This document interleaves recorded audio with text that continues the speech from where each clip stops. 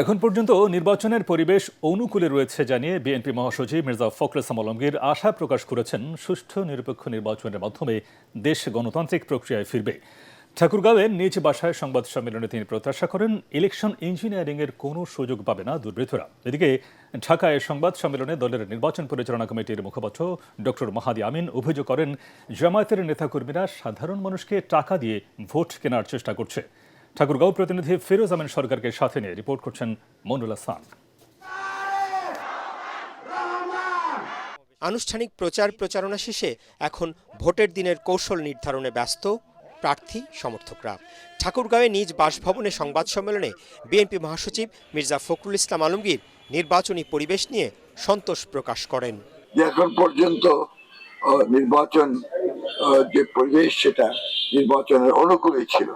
এই তথাকথিত ইঞ্জিনিয়ারিং এর সম্ভাবনাটা আমি খুব বেশি দেখি না। নির্বাচন ভালো হবে এটা আমরা আশা করছি। মির্জা ফখরুল অভিযোগ করেন ভোটারদের সমর্থন আদায়ে জামাত ভুয়া সংবাদ প্রচার সহ নানা অপকৌশলের আশ্রয় নিচ্ছে।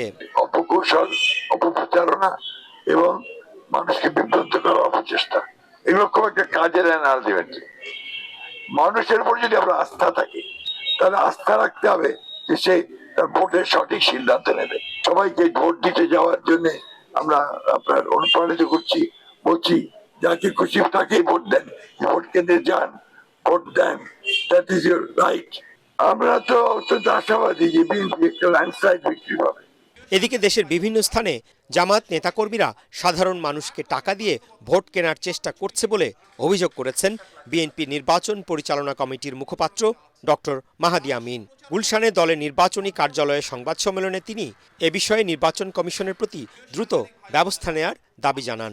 দলীয় প্রধানের আসন ঢাকা 15-তে তার জন্য দাঁড়িপাল্লার ভোট চাইতে দলটির অন্যতম শীর্ষ আইনজীবী নেতা যেভাবে প্রকাশ্যে টাকা দিয়েছেন এবং ভোট কেনার চেষ্টা করেছেন, সেই ভিডিও ইতিমধ্যে দেশব্যাপী ভাইরাল হয়ে তুমুল সমালোচনার জন্ম দিয়েছে।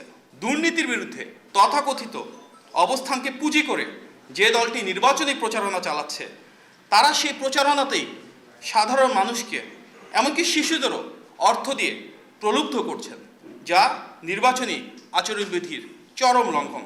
মাহাদি আমিন দাবি করেন সারা দেশে ধানের শীষের পক্ষে গণজোয়ার সৃষ্টি হয়েছে। সুষ্ঠু নিরপেক্ষ নির্বাচন হলে বিএনপির নিরঙ্কুশ বিজয় অনিবার্য। মইনুল হাসান, এটিএন বাংলা, ঢাকা।